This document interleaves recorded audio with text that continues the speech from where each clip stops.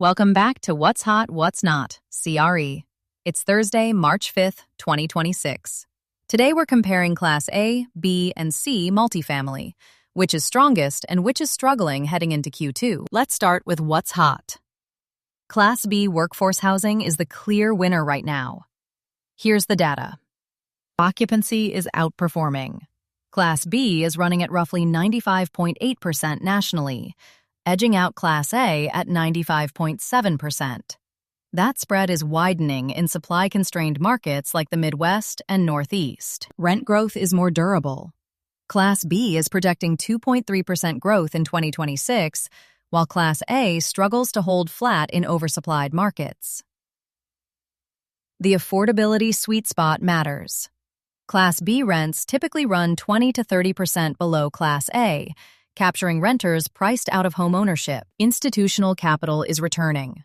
Banks and agencies have expanded multifamily lending capacity, and Class B workforce housing is attracting fresh allocations.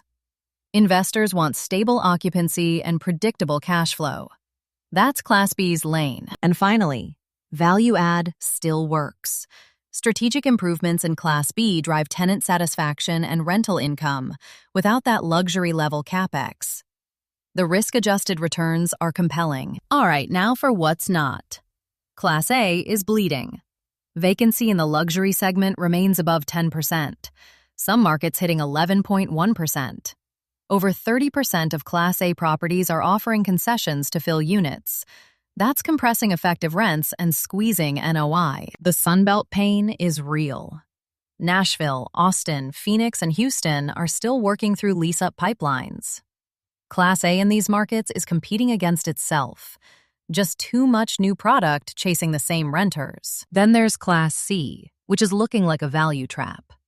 CMBS delinquency for multifamily hit 6.85% in February, with older 1980s vintage Class C properties in Phoenix, Florida, and Texas showing sub-90% occupancy. Rising insurance, deferred maintenance, and limited capital access make these assets increasingly difficult to operate profitably. It's a tough combination. So, why it matters? The bifurcation is clear.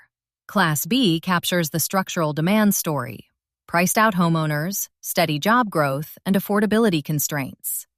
Class A faces a supply hangover that won't clear until late 2026 or 2027.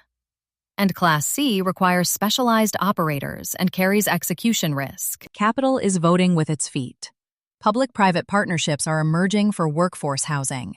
Smart building tech and data-driven management are becoming standard in Class B, improving margins and tenant retention. Here's the investor takeaway. Class B workforce housing is the strongest play in multifamily right now. Focus on supply-constrained Midwest and Northeast markets. Avoid oversupplied Sunbelt Class A, and approach Class C with extreme caution.